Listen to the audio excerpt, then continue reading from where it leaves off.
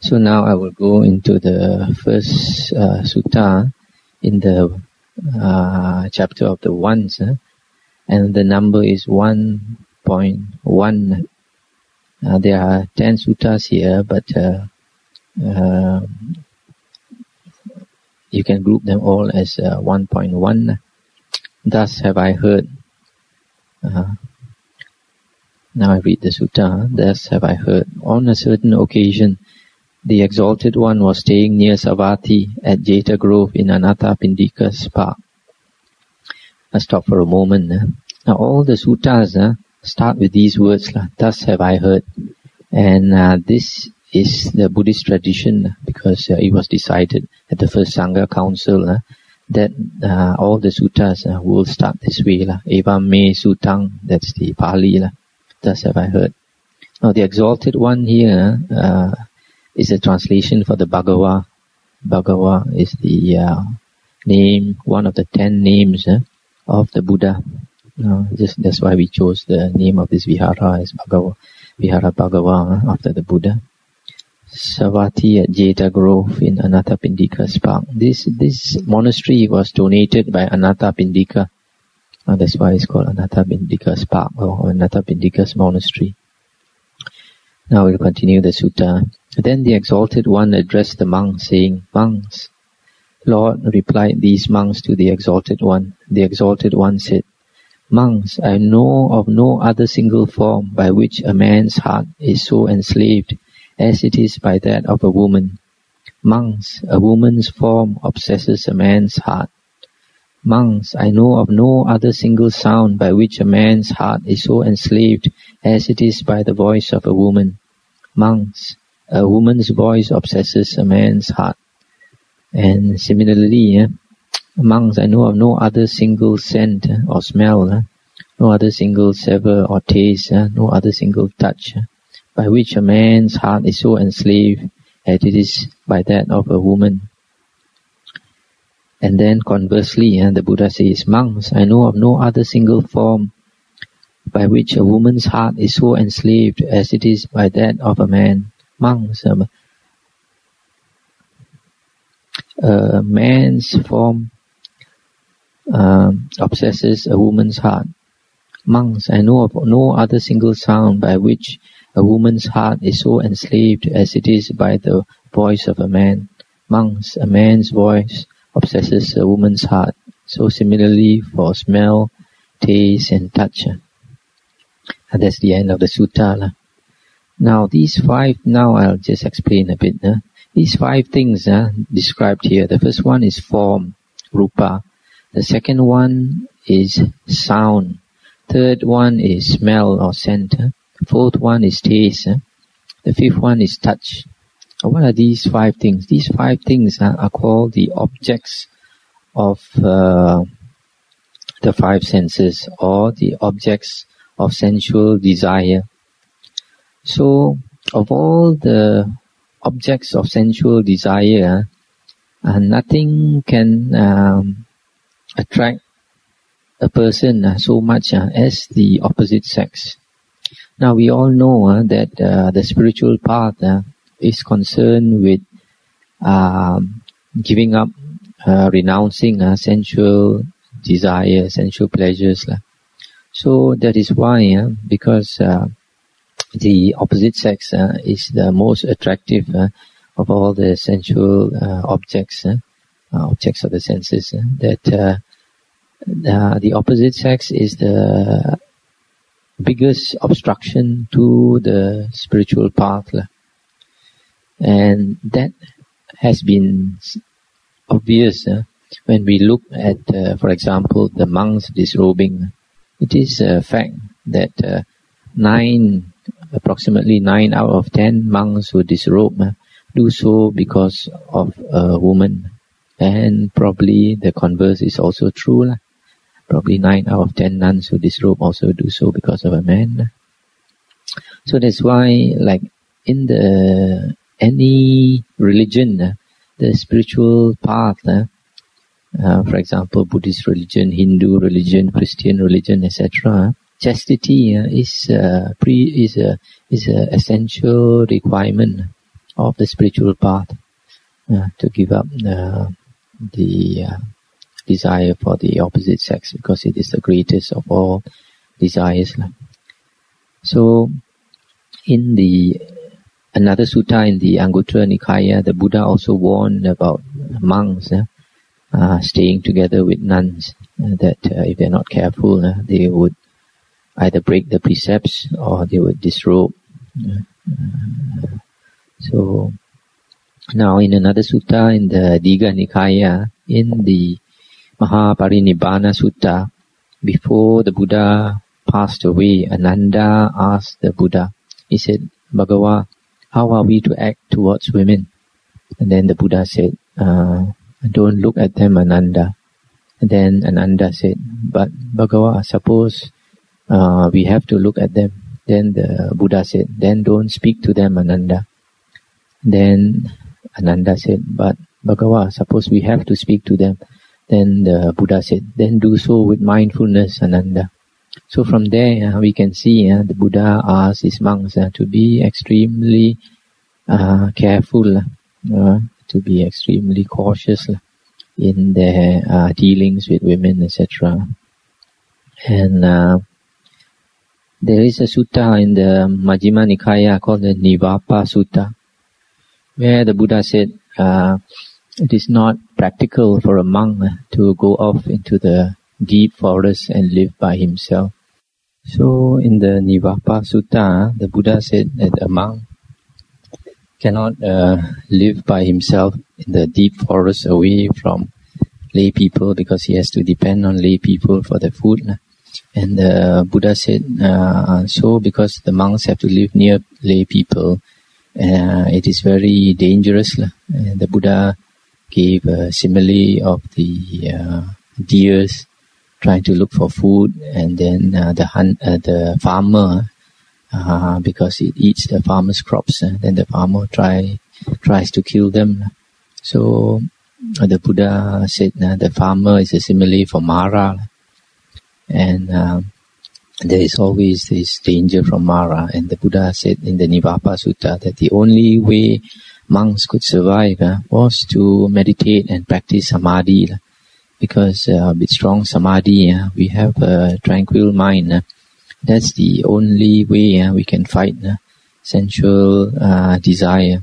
That's why there's a Majjhima Nikaya Sutta number 14 called the Chula Dukkha Kanda Sutta, where a cousin of the Buddha, I think Mahanama, came to tell the Buddha or ask the Buddha. He said, Bhagava, even though I know that greed, hatred and delusion are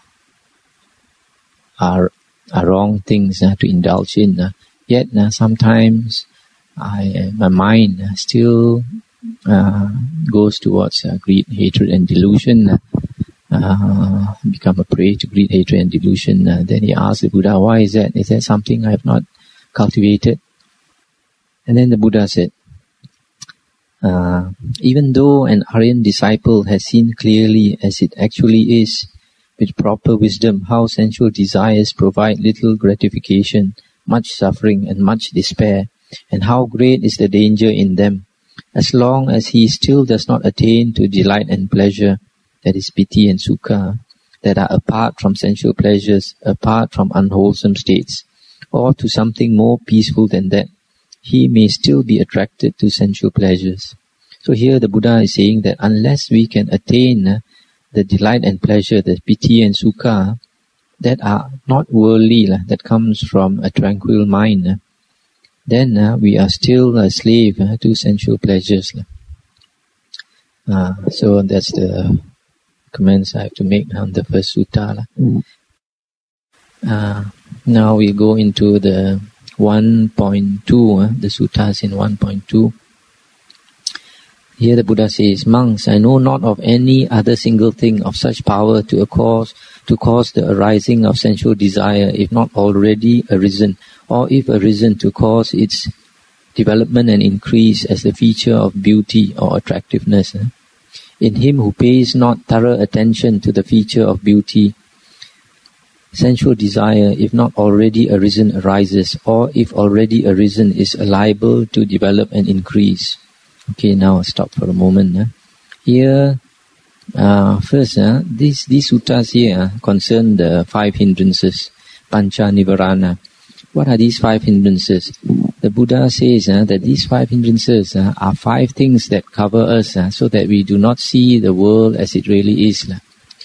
And it's just like a person who wears dark glasses. When you are covered with dark glasses and you try to see a certain color, you can never see it as it really is. You may be absolutely convinced or you may swear that a particular color is such and such because it appears such and such to you. And yet, when the dark glasses are removed from you, then you'll be surprised to see that they are quite different from what you thought they were. So, in the same way, unless we get rid of these 5 hindrances that cover us, we can never see things the way they really are. We only see things the way they seem to be to us. And the first of these 5 things that cover our wisdom is sensual desire. The second one is ill will or malevolence. Third one is sloth and torpor. Fourth one is restlessness and remorse. The fifth one is doubt, and sometimes it's called doubt and wavering. These are the 5 things. So here the first sutta is saying that sensual desire arises mainly because of the feature of attractiveness or beauty. For example, a man may be attracted to a woman because he thinks that that woman is beautiful or attractive in some way. And similarly, a woman may be attracted to a man because she finds something attractive in his looks. Now, this feature of beauty, of attractiveness, what is it? It is a perception. It is a perception that is formed in our mind.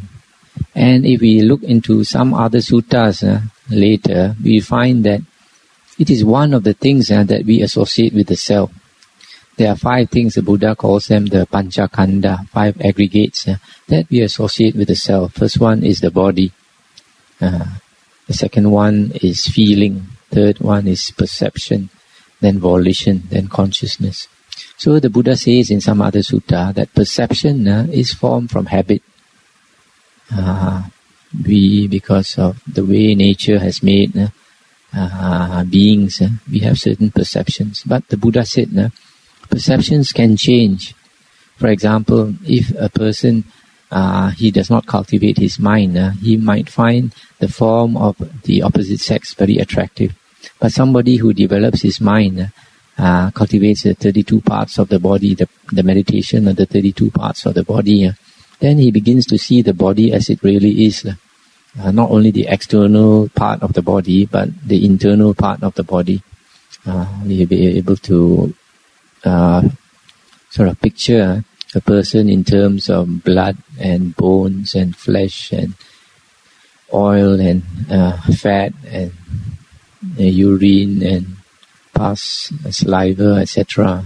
Then he might find that the body, a body of any person, is no more attractive. He might find even a body as being loathsome. So perceptions can be changed. Perceptions are something that we form arbitrarily. For example, somebody might find a particular person as very handsome, whereas another woman might find that person as not handsome. Similarly, a man might find a woman as beautiful. Some other man might look at the woman and see that it's not beautiful. So it's all in the eyes of the beholder. So the Buddha says, if we pay thorough attention to the feature of beauty, then it does not this sensual desire will not arise so quickly. We have to pay, if we understand the Dhamma, then we pay thorough attention, or whatever perception we have, we look into it and see that it's just an opinion only that we have. and then it does not enslave us so much.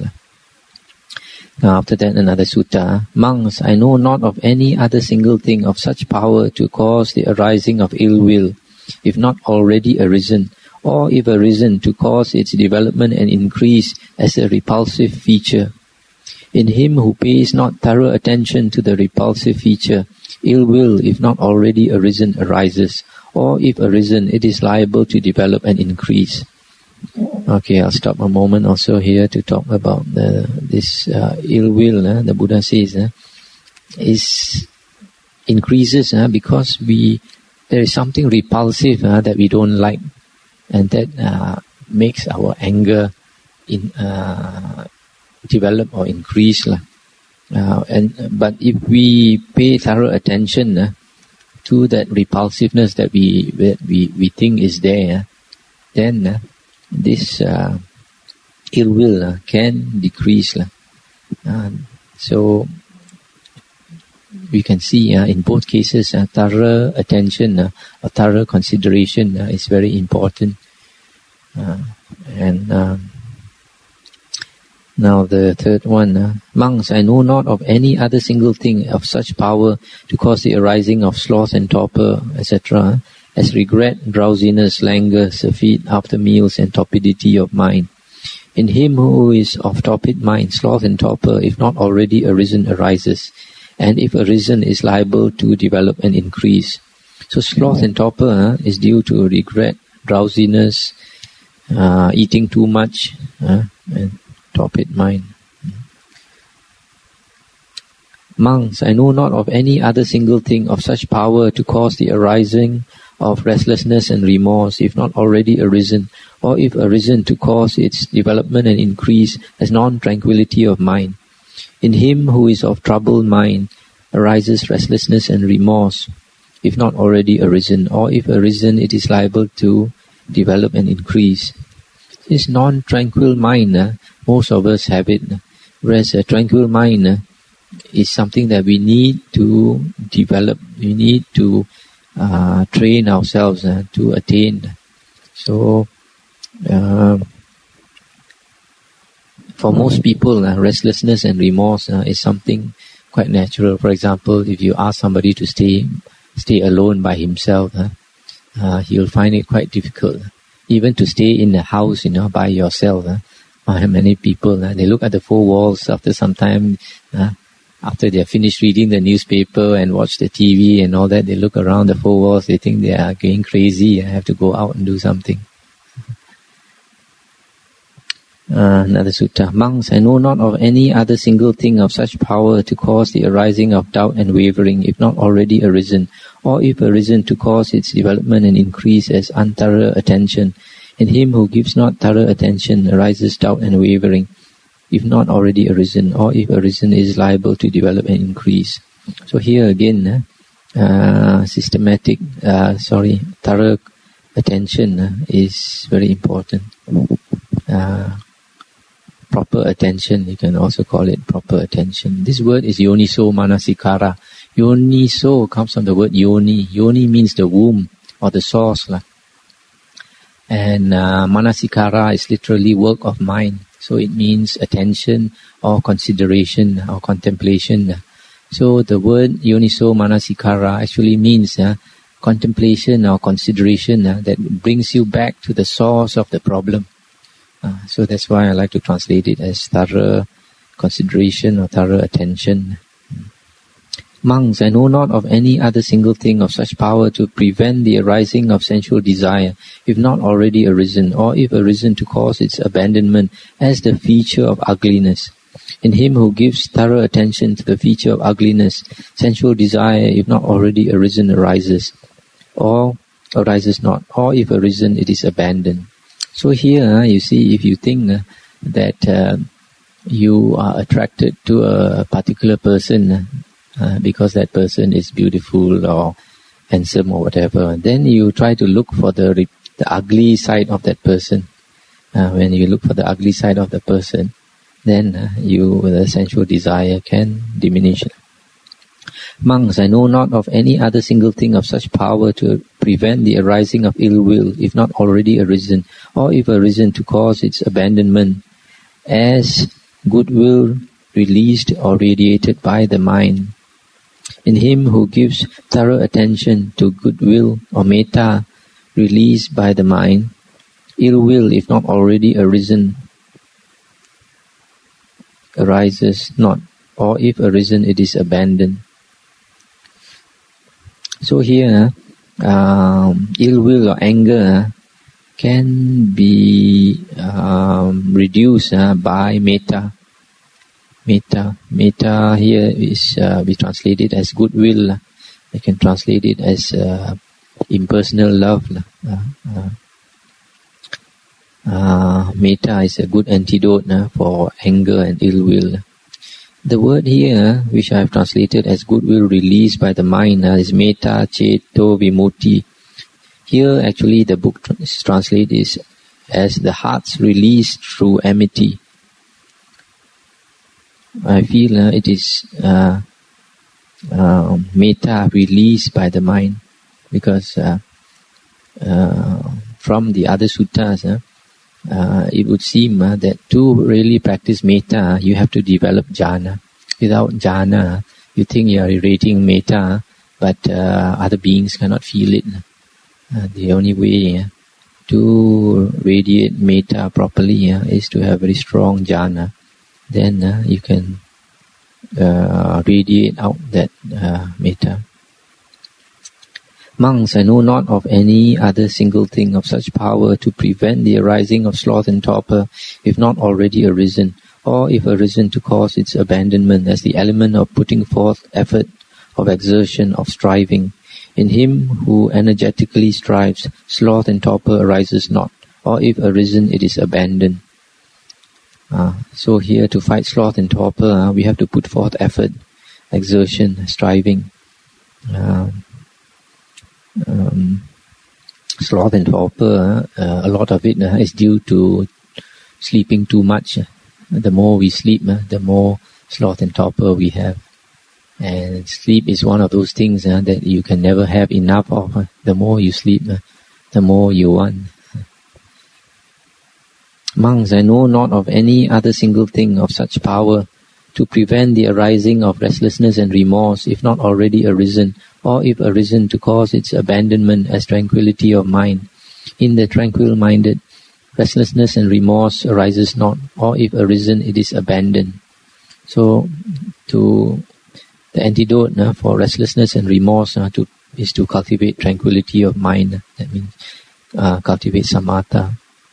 Monks, I know not of any other single thing of such power to prevent the arising of doubt and wavering, if not already arisen, or if arisen to cause its abandonment, as thorough attention.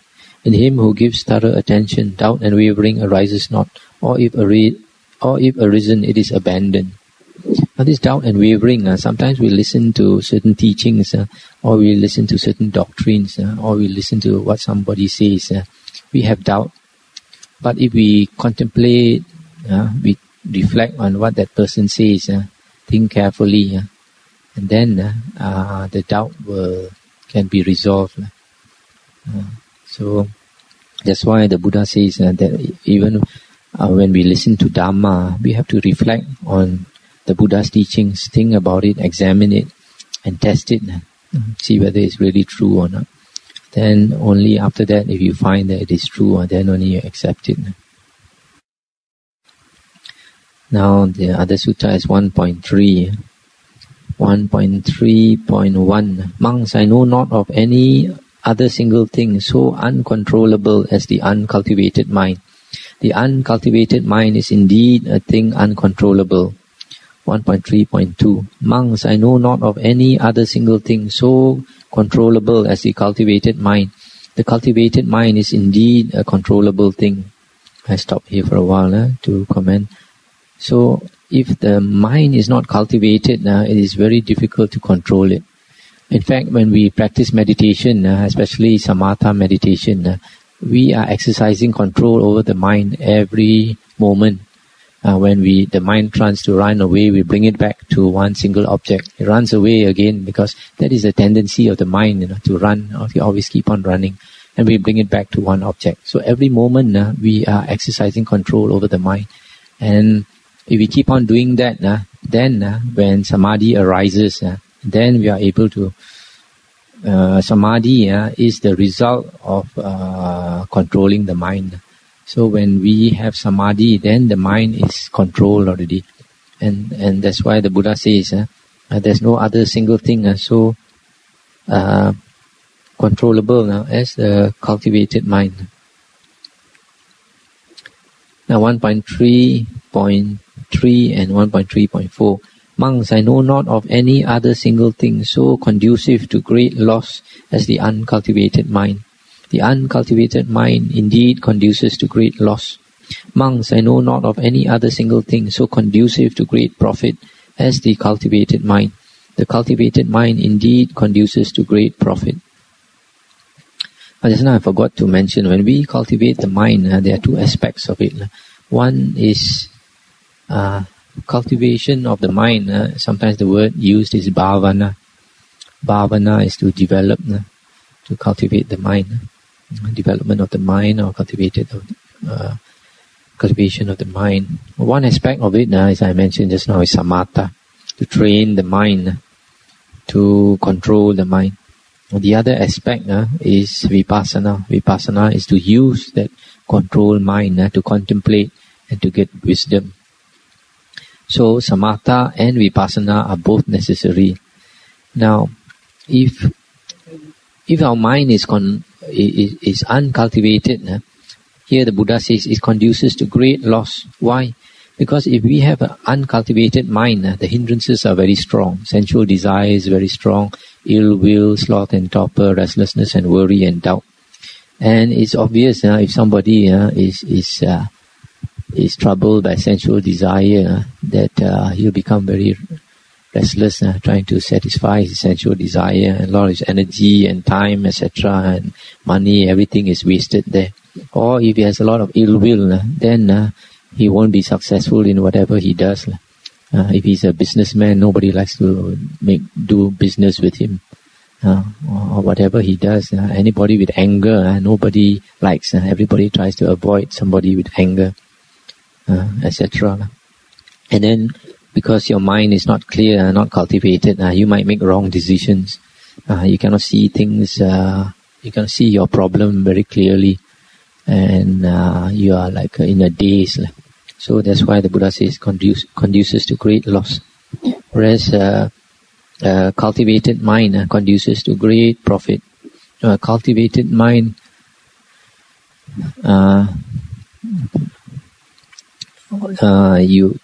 is a person with a lot of wisdom. And there's some other sutta where the Buddha says, what is the condition for somebody to have great wisdom, to have a lot of insight?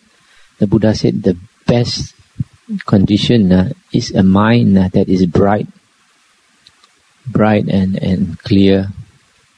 A mind that is bright and clear is a mind that has developed the samadhi, the one-pointedness of mind taught by the Buddha, because the word is jhana. Jhana literally means incandescence, brightness. So when a person develops the jhanas, the mind becomes bright. And that, the Buddha says, is the best condition for insight. That's why you have a great profit from it.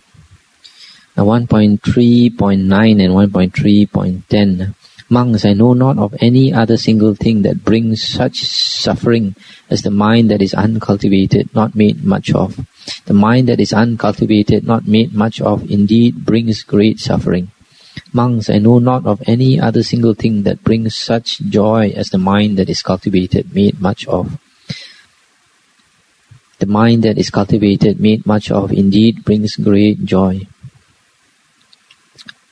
So you see, somebody who has a lot of suffering, usually you find that person, he has not cultivated his mind. Now suffering, there are two types of suffering. One is mental suffering, one is physical suffering. Mental suffering is mostly man-made. And the Buddha says the difference between an Arya and a Putujana, an ordinary person, is that an Arya has no mental suffering. He accepts things as they come. He has no mental suffering. He does not proliferate whatever problems he has. He does not think about them and make them multiply in his mind. And so he has no mental suffering. So if we develop our mind, cultivate our mind, we don't have that kind of suffering, that unnecessary suffering. But there are some types of physical suffering that we cannot run away from. For example, getting old, getting sick and dying. That we cannot run away from. But mental suffering, most of it we can avoid if we cultivate our mind.